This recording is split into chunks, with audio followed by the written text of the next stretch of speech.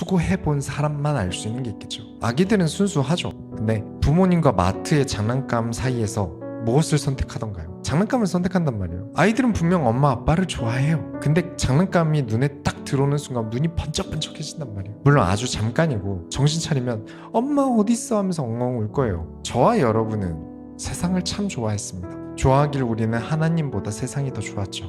그런데 이 하나님 나라 일을 하는 선수들은 이런저런 일을 다 겪어봤어요. 그래서 역시 하나님이 맞구나. 항상 예수 그리스도의 말씀이 옳았구나. 그래서 하나님 앞에 바보가 되길 소망했어요. 세상이 큰 줄 알았는데 하나님께서 더 크시구나 라는 공감대가 생겼어요. 그래서 하나님의 말씀이면 무조건 오케이, 하나님께서 하라고 하시면 무조건 한다. 예수님께서 가자고 하시는 길이면 바닷속이라도 불속이라도 가겠다. 이게 순결한 겁니다. 하나님께서는 자기 아들을 십자가에 못 박으심으로 희생하면서까지 인간에 대한 사랑을 확증하셨느니라. 그런데 인간은 무엇을 포기하면서 하나님에 대한 사랑을 확증합니까? 계속 받으려고만 하는 신앙생활이라는 가짜들의 말에 속으면 그래서 안 되는 겁니다. 하나님께서 자꾸 이거 주신다 저거 주신다 같은 설교만 하는 그 가짜들에게 속으시면 안 돼요. 하나님께서 자신의 아들을 포기하시면서까지 우리에게 보이신 사랑 그대로 우리도 모든 걸 내려놓고 나를 십자가에 못 박아야 합니다. 이게 사랑이에요. 다 포기하고 교회 와서 살자. 절대 아니에요. 나의 전 재산 다 바쳐서 헌금하자.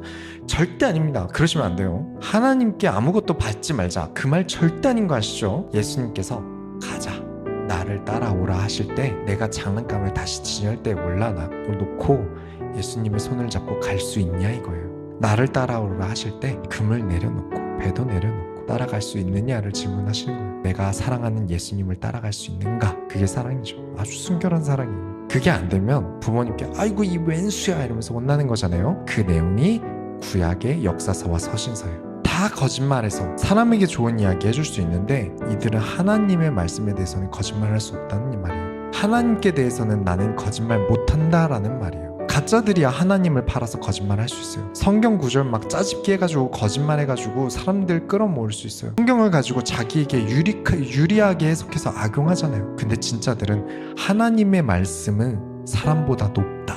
성경의 권위는 사람보다 높다. 그래서 하는 말입니다. 저는 다른 거짓말은 해도요, 이 거짓말은 안 하기로 작정하고 삽니다. 그게 사람 좋을 이야기가 아닐 수 있겠죠. 사람이 기뻐하지 않을 이야기일 수도 있겠죠. 그래도 합니다. 왜냐? 성경에서만큼은 진실돼야 돼요. 그게 진짜들의 삶이었던 거예요. 성경을 가지고 거짓말하지 않겠다는 거예요. 내 교회의 부흥을 위해서 성경에 있지도 않은 이야기로 사람들을 모아놓는 가짜가 되지 않기로 맹세를 저는 늘 합니다. 그렇습니다. 진짜를 구분하는가는 이 사람이 사람 마음을 사려고 성경에도 없는 거짓말을 하는가예요. 12절에 성도들의 인내가 여기 있나니 그들은 하나님의 계명과 예수에 대한 믿음을 지키는 자니라.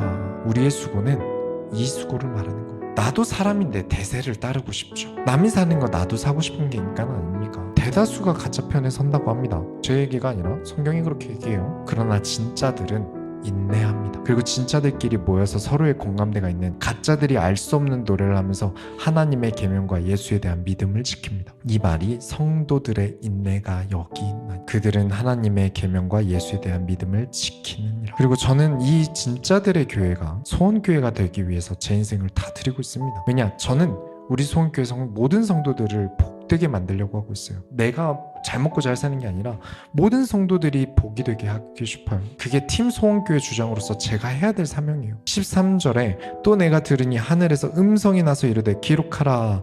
지금 이후로 주 안에서 죽은 자들은 복이 있도다 하시매. 죽음 뒤에 여러분이 소원교회 다닌 것은 복이었다 라고 여길 정도로 성령이 이르시되 그러하다 그들이 수고를 그치고 쉬리니 이는 그들의 행한 일을 따름이라 하시더라. 여러분이 죽음 뒤에 하나님 품 안에서 편히 쉴 수 있도록 관객으로 있었던 자들은 쉼을 얻지 못하리라 라고 천사들이 소리 지르면서 외쳤어요. 그러나 이 수고를 감당한 자들은 그곳에서 쉼을 얻을 것이다. 수고하기 싫다고 가짜가 되기로 따라가는 관객들은 모를 겁니다. 가짜들이 알 수 없는 저와 여러분의 노래는 너희는 수고를 그치고 쉬게 될 것이다. 진짜인 너희들이 행한 일을 따를 것이다. 그러니 얼마나 복이냐. 이 땅에서 분명히 힘들지만 이 땅의 찰나의 수고, 잠깐입니다. 이 땅은 잠깐이에요. 영원이라는 그곳에 비하면 이 땅의 시간은 아주 잠깐입니다. 그러나 이 땅에서의 찰나의 수고가 천국에서 영원한 안식이 될 것이고, 정작 이 땅에서 쉬지도 못하면서 가짜들을 따라간 사람들은 죽음 뒤에도 쉬지 못할 것이다. 지난주 가짜를 구별하라는 설교를 마치고 그 다음날 새벽에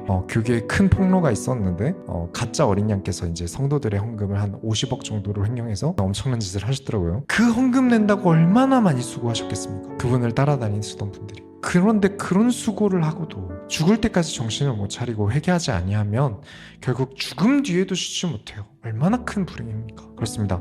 저와 여러분이 진짜로 살아가는 이 삶이 가치 있는 쉼이 있는 삶이에요. 좀 쉬고 싶다. 나 살기도 바쁘고 입에 풀칠하기 힘들고 너무 힘든데 내가 언제 교회도 섬기고 주도 섬기냐? 아니요.